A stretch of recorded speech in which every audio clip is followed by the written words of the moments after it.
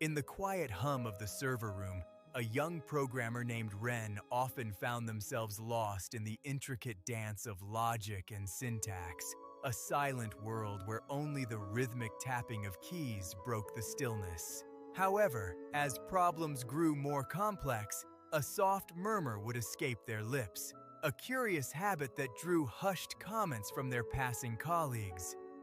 Wren often spoke to the code as if it were a stubborn friend, their voice barely a whisper. A passing coworker once leaned over, their voice a playful tease, asking Wren if they were perhaps debating with a ghost. Wren flinched slightly, their cheeks flushing crimson as they mumbled, "Just thinking out loud," wishing the floor would simply swallow them whole. This deeply ingrained habit, however peculiar it seemed to others, was Wren's secret weapon, an unconscious act of clarity that untangled the naughtiest algorithms and illuminated hidden flaws within the labyrinthine code. One particularly stubborn bug had plagued the team for weeks, a critical flaw in their latest project that threatened to derail months of work and countless hours of effort.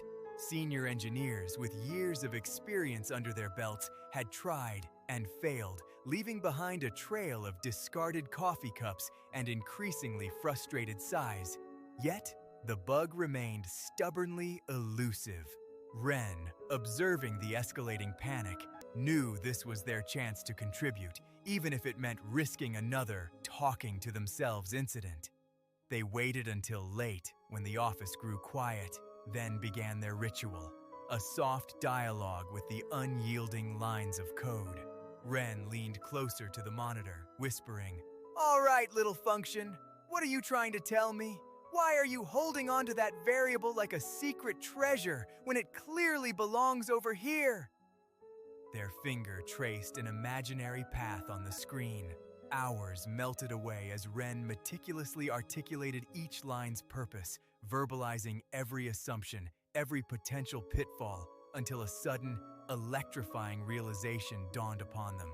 The next morning, the bug was gone, banished by a few lines of elegant code that Wren had meticulously crafted, leaving the senior engineers bewildered and impressed by the swift, inexplicable solution. Wren received quiet praise, a pat on the back, but the underlying reason for their success remained a closely guarded secret, a source of both pride and persistent embarrassment. Their boss, a gruff but fair man, simply nodded and said, "Good work, Wren. Keep up, whatever it is you're doing." Despite the triumph, Wren still felt the sting of their colleagues' hushed comments, the feeling of being different, perhaps even a little strange, for their peculiar methods of problem-solving. They often wondered if there was something inherently wrong with them, questioning whether true genius lay in silent, solitary contemplation rather than their verbose, almost theatrical approach. One crisp Saturday, seeking refuge from the persistent hum of self-doubt, Wren found themselves wandering into the hushed aisles of the local public library, a place of quiet reflection. Amongst shelves laden with forgotten histories and burgeoning ideas, Wren stumbled upon a small section dedicated to cognitive psychology and problem-solving, their fingers tracing the spines of various academic texts. A gentle voice from behind them, warm and melodic, spoke, "Looking for something specific, dear?" Wren turned to see Ms. Albright, the librarian, a woman whose eyes held the wisdom of countless stories. Wren, usually shy, found themselves explaining their internal struggle, describing the strange habit and the ridicule it sometimes brought. "I talk to myself, Ms. Albright, when I code.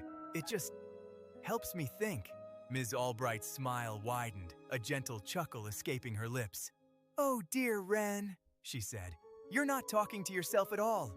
You're using an ancient technique, known to thinkers and artists for centuries, perhaps even longer." She then led Wren to a book on self-explanation, revealing research on how verbalizing thoughts improves understanding, memory, and problem-solving, a technique famously known in programming as rubber duck debugging. Wren felt a profound shift, a mix of disbelief and exhilarating validation washing over them as they absorbed the words, finally understanding that their weird habit was not a flaw, but a powerful tool. The quiet whispers of ridicule in their mind began to fade, replaced by a growing sense of confidence, a burgeoning excitement about the potential of this rediscovered knowledge.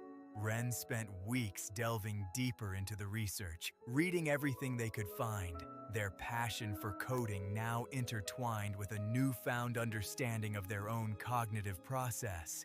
One evening, while explaining a complex concept to an imaginary audience, a thought sparked within Wren's mind.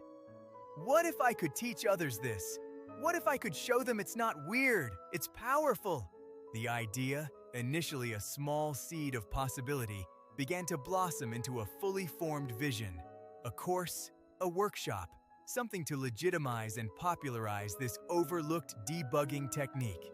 However, the old shyness still lingered, a stubborn shadow reminding Wren of past embarrassments. The thought of standing before others, advocating for a weird habit, filled them with a familiar dread. One day, while rereading a textbook, Wren found a scribbled note from Ms. Albright. The most profound truths often sound absurd to those who haven't heard them yet.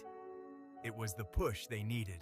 Emboldened by Ms. Albright's wisdom, Wren poured their heart and soul into creating an online course, meticulously outlining the science and practical application of self-explanation for programmers.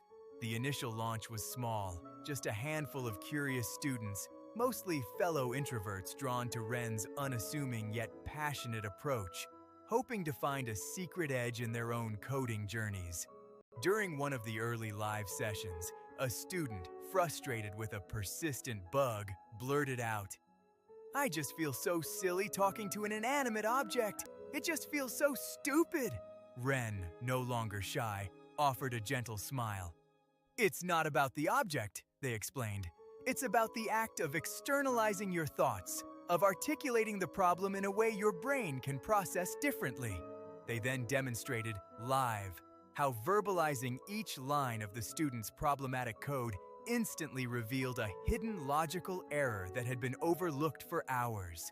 The student gasped, eyes wide with a mixture of shock and understanding, realizing the profound simplicity and effectiveness of Wren's method, a spark of inspiration igniting within them. Word quickly spread, not just within their small online community, but throughout the programming world, as testimonials of impossible bugs solved and breakthroughs achieved began to surface. Wren's course, once a quiet endeavor, blossomed into a global phenomenon, changing the way an entire generation learned to approach complex problems in the digital realm. The quiet programmer, who once felt ashamed of their habit, now stood as a beacon of unconventional wisdom, a testament to the power of embracing one's unique process. In coffee shops and boardrooms, in quiet offices and bustling hackathons, a new sound emerged, the soft murmur of programmers talking to their code, openly, without shame. Wren's course taught them not just a technique, but a philosophy, that sometimes the most effective way to solve a problem is to simply speak it into existence. And in the gentle rustle of turning pages in the library, Ms. Albright smiled, knowing that a quiet word, spoken with kindness, could indeed change the world, one line of code at a time.